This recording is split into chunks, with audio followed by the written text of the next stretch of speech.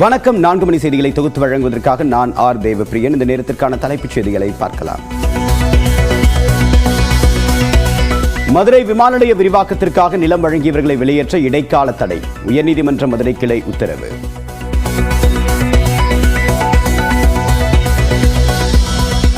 கிருஷ்ணகிரியில் போலி NCC முகாம் மூலமாக பள்ளி மாணவிகளை பாலியல் வன்கொடுமை செய்த வழக்கின் விசாரணையை CBIக்கு மாற்ற உயர்நீதிமன்றம் மறுப்பு.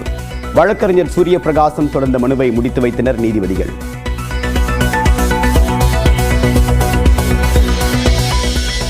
பாகிஸ்தான் கடற்படையால் சிறைப்பிடிக்கப்பட்ட 7 தமிழக மீனவர்கள் உட்பட 14 மீனவர்களை மீட்க வேண்டும். மத்திய வெளியுறவுத்துறை அமைச்சர் ஜெய்சங்கருக்கு முதலமைச்சர் மு.க. ஸ்டாலின் கடிதம்.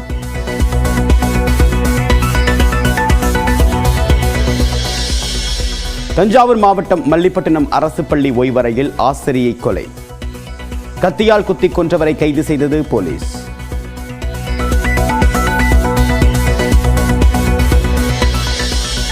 மல்லிப்பட்டினம் அரசு பள்ளியில் தஞ்சை சரக DIG ஜியா-உல் ஹக் ஆய்வு. ஏற்கனவே தெரிந்த நபர் என்பதால் யாரையும் கேட்காமல் நேராக ஓய்வறைக்கு சென்று மதன் ஆசிரியையை கொன்றதாக விளக்கம். முன்னாடி பையனுக்கு தெரியும் நான் நினைக்கிறேன். இது ஸ்டாஃப் ரூம் எங்கே இருக்குது, பிகாஸ் யாருக்கு கேட்காம நேராக வந்துட்டு அப்போ லெஃப்ட் எடுத்துட்டு ஸ்டாஃப் ரூமில் போயிருக்காரு.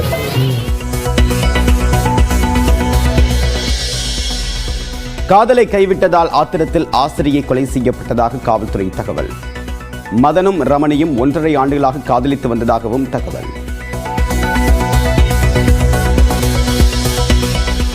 ஆசிரியை கொலை செய்யப்பட்டதற்கு அமைச்சர் அன்பில் மகேஷ் பொய்யாமொழி கண்டனம். கடுமையான சட்ட நடவடிக்கை எடுக்கப்படும் என்றும் உறுதி. சம்பந்தப்பட்ட நபர் கைது செய்யப்பட்டிருக்கின்றார். இருந்தாலும் நான் கலெக்டர்கிட்ட சொன்னது பிள்ளைங்க எந்த விதத்திலும் பயந்துடக்கூடாது. அவங்களுக்கான ஒரு கவுன்சிலிங் உடனடியாக நீங்கள் கொடுக்க வேண்டும். பள்ளிக்கு விடுமுறை விட்டு அந்த குழந்தைங்களுக்கு அந்த உரிய கவுன்சிலிங் வழங்க வேண்டும், அவங்களை தைரியப்படுத்த வேண்டும் என்று சொல்லியிருக்கின்றோம். தமிழ்நாட்டில் நெல்லை, கன்னியாகுமரி மாவட்டத்தில் மிக கனமழை பெய்யும். திருவாரூர், நாகை மாவட்டங்களிலும் மிக கனமழை பெய்யும் என்று கணிப்பு.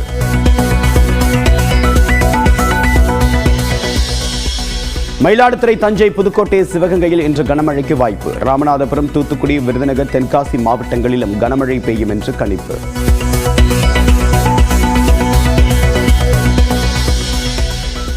மகாராஷ்டிரா சட்டப்பேரவை தேர்தலில் 1 மணி வரை 32.18 விழுக்காடு வாக்குகளை பதிவு. ஆளுநர் CP ராதாகிருஷ்ணன், துணை முதலமைச்சர் அஜித் பவார் ஜனநாயக கடமையை ஆற்றினர்.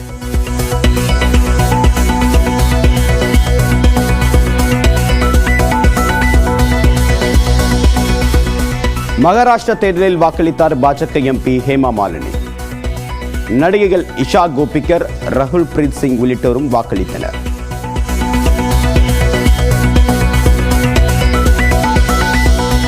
மகாராஷ்டிரா சட்டமன்ற தேர்தலில் மும்பையில் வாக்களித்தார் ரிலையன்ஸ் குழும தலைவர் முகேஷ் அம்பானி.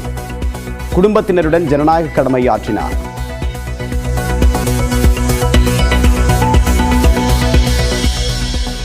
சட்டமன்ற தேர்தல் பரப்புரையை இன்றே தொடங்க திமுக உத்தரவு. துண்டு பிரசுரங்கள், தென்னை பிரசுரங்கள் பிரச்சாரங்கள் மேற்கொள்ளவும் திமுக உயர்நிலை செயல்திட்ட குழு வேண்டுகோள்.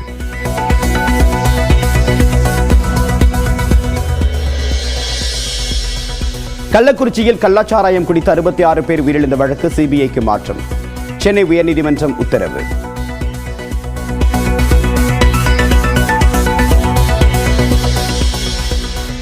காவல்துறையினருக்கு தெரியாமல் நடந்தது என்பதை ஏற்க முடியாது என்று நீதிபதிகள் கருத்து.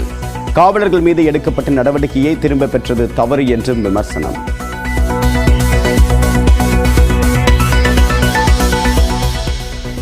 கள்ளக்குறிச்சி வழக்கு CBIக்கு மாற்றப்பட்டது ஆச்சரியம் அளிக்கிறது. மேல்முறையீடு குறித்து முதலமைச்சர் முடிவு செய்வார் என்று சட்ட அமைச்சர் ரகுபதி பேட்டி. மாண்புமிகு தமிழ்நாடு முதலமைச்சர் அவர்கள் முறையீடு செய்வது குறித்து ஒரு நல்ல முடிவை எடுப்பார்.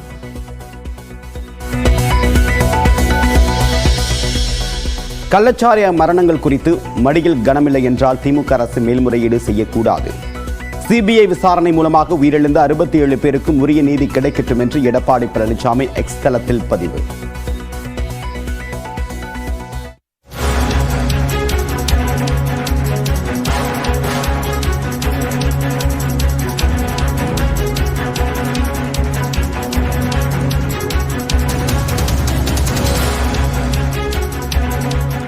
சென்னை உயர்நீதிமன்றத்துடைய மூத்த நீதிபதி கிருஷ்ணகுமார் தற்போது மணிப்பூர் மாநிலத்துடைய தலைமை நீதிபதியாக நியமிக்கப்பட்டிருக்கிறார். விவரங்களுடைய நிகழ்ச்சியுடைய செய்தியாளர் மதன் விவரம் என்ன? மணிப்பூர் உயர்நீதிமன்ற தலைமை நீதிபதியாக உள்ள சித்தார்த் மிருத்துல் நாளையோடு ஓய்வு பெற வருகிறார். இந்த நிலையில் சென்னை உயர்நீதிமன்ற மூத்த நீதிபதி டி கிருஷ்ணகுமாரை மணிப்பூர் உயர்நீதிமன்ற தலைமை நீதிபதியாக நியமிக்க அண்மையில் உச்சநீதிமன்ற கொலிஜியம் ஒரு பரிந்துரை செய்தது. இந்த பரிந்துரை தான் இன்றைய தினம் ஏற்றுக்கொள்ளப்பட்டு டி கிருஷ்ணகுமாரை மணிப்பூர் உயர்நீதிமன்ற தலைமை நீதிபதியாக நியமித்து தற்போது குடியரசுத் தலைவர் இந்த உத்தரவு பிறப்பித்துள்ளார். இதன் மூலமாக சென்னை உயர்நீதிமன்றத்தில் நீதிகளுடைய எண்ணிக்கை 66 குறைந்துள்ளது. கிருஷ்ணகுமாரை பொறுத்த வரைக்கும் கடந்த 1963ஆம் தேதி தாராபுரத்தில் பிறந்தார். அதன் பிறகு சென்னை மாநில கல்லூரியில் சட்ட படிப்பை முடித்தார். கடந்த 1987ஆம் ஆண்டு முதல் வழக்கறிஞர் பணியை தொடங்கி ஏற்கனவே உயர்நீதிமன்றத்தில் அரசு வழக்கறிஞராக பணியாற்றினார். அதன் பிறகு சமீப காலத்தில் சென்னை உயர்நீதிமன்றத்திற்கு தலைமை நீதிபதி வரும் வரைக்கும் பொறுப்பு தலைமை நீதிபதி பதவி வகித்துள்ளார் என்பது குறிப்பிடத்தக்கது. உங்களுடைய விரிவான தகவலுக்கு நன்றி மதன்.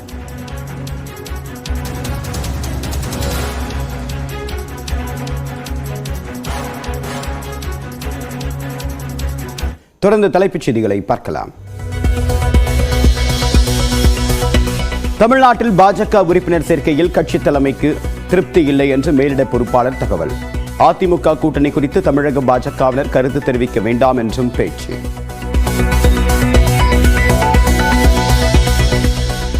மதுரை தபால் தந்தி நகரில் பள்ளி அருகே பெண்ணுக்கு பாலியல் தொல்லை. நடைபயிற்சி சென்றவரிடம் பைக்கில் வந்து அத்துமீறிய நபருக்கு வலைவீச்சு.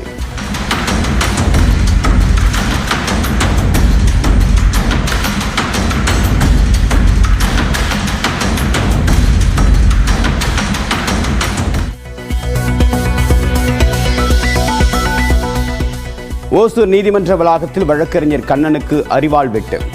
முன்விரோதத்தில் வெட்டிய குமாஸ்தா ஆனந்த் நீதிமன்றத்தில் சரண்.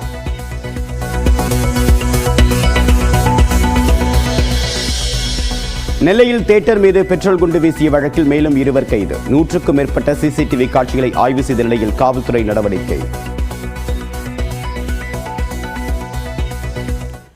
ஓசூரில் நீதிமன்ற வளாகத்தில் வழக்கறிஞர் அரிவாளால் வெட்டப்பட்ட சம்பவம் அதிர்ச்சியை ஏற்படுத்தியுள்ளது. கிருஷ்ணகிரி மாவட்டம் ஓசூரை சேர்ந்த வழக்கறிஞர் கண்ணன் என்பவருக்கும் பயிற்சி வழக்கறிஞரான ஆனந்தன் என்பவருக்கும் முன்விரோதம் இருந்ததாக கூறப்படுகிறது. இந்நிலையில் ஓசூர் நீதிமன்றத்திற்கு கண்ணன் வந்தபோது நீதிமன்றத்திற்குள் இருந்து அரிவாளுடன் வெளியே வந்த ஆனந்தன் கண்ணனை சரமாரியாக வெட்டியுள்ளார். இதில் வழக்கறிஞர் கண்ணனுக்கு கழுத்து, தோல் உள்ளிட்ட இடங்களில் பலத்த காயம் ஏற்பட்டதால் ஆபத்தான நிலையில் மருத்துவமனையில் சிகிச்சைக்காக அனுமதிக்கப்பட்டுள்ளார். இந்நிலையில் சம்பவம் தொடர்பான வீடியோ காட்சி வெளியாகியுள்ளது.